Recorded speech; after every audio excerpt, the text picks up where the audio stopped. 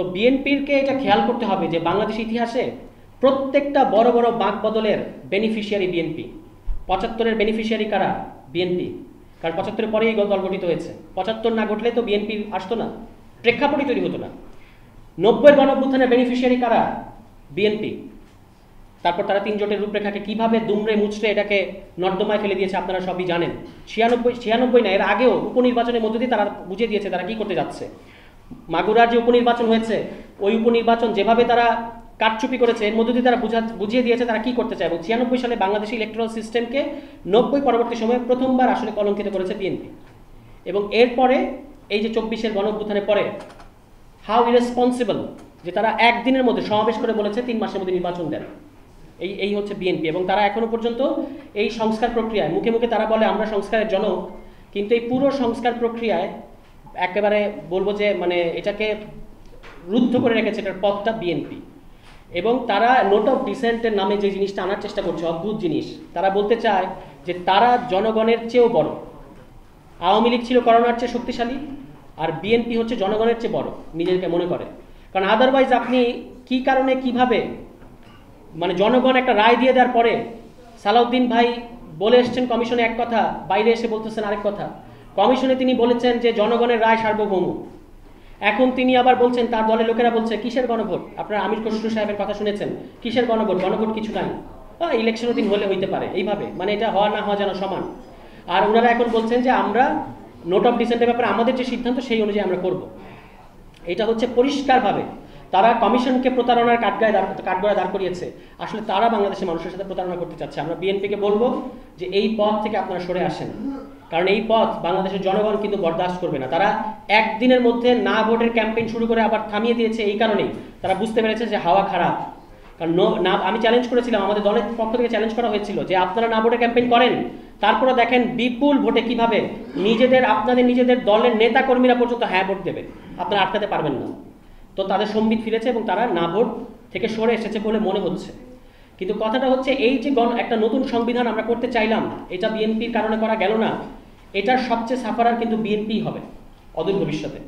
কারণ হচ্ছে তারা মনে করছে যে তাদের এক পা ক্ষমতায় পার্লামেন্টে তারা চলে গেছে।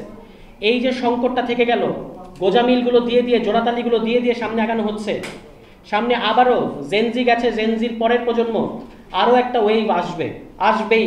এবং সেই ওয়েভ যারা আজকে এই সংস্কার প্রক্রিয়ায় বাধা প্রদান করেছে, যারা দেয়ালের লিখনগুলো মুছে দিয়েছে, তাদের বিরুদ্ধে জনগণের ক্ষোভ আবারও দেখা যাবে।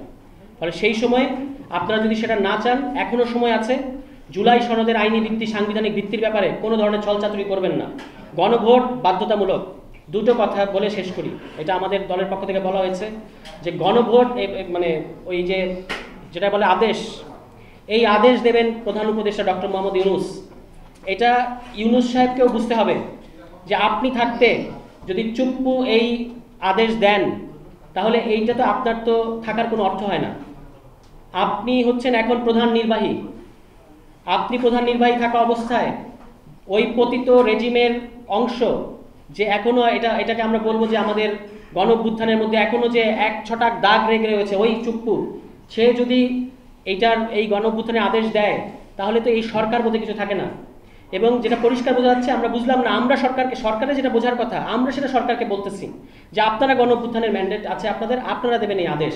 সরকারের ভেতরে কিছু উপদেষ্টা আছে, কিছু ফ্রিঞ্জ এলিমেন্টস আছে, তারা প্রধান উপদেষ্টার কান ভারী করছেন, তারা প্রধান উপদেষ্টাকে বিভ্রান্ত করছেন যে এটা আমাদের দেওয়া দরকার নেই, প্রেসিডেন্ট দেবেন। এটা তো একটা অদ্ভুত ব্যাপার। সরকার একটা গণঅভ্যুত্থানের পরে গঠিত হওয়া সরকার নিজের কর্তৃত্ব বোঝে না, নিজের ম্যান্ডেট বোঝে না। নিজের ভালো পাগলেও বোঝে, কিন্তু এই সরকার নিজের ভালো বুঝে না, বা এই সরকার নিজের কর্তৃত্বটা বুঝতে পারে না। অদ্ভুত একটা জিনিস। কিন্তু এই গাধা পেয়েছি, এই গাধা দিয়েই ঘোড়ার কাজ করতে হচ্ছে, কিছু করার নেই।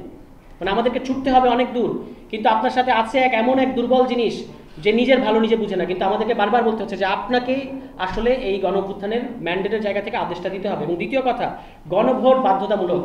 এটা আমরা সংবাদ সম্মেলন করে বলেছি গতকালকে। গণভোটের রায় উল্টে যারা দেবে তারা গণঅভ্যুত্থানের বিরুদ্ধ শক্তি, এবং তাদেরকে বাংলাদেশের জনগণ প্রতিহত করবে।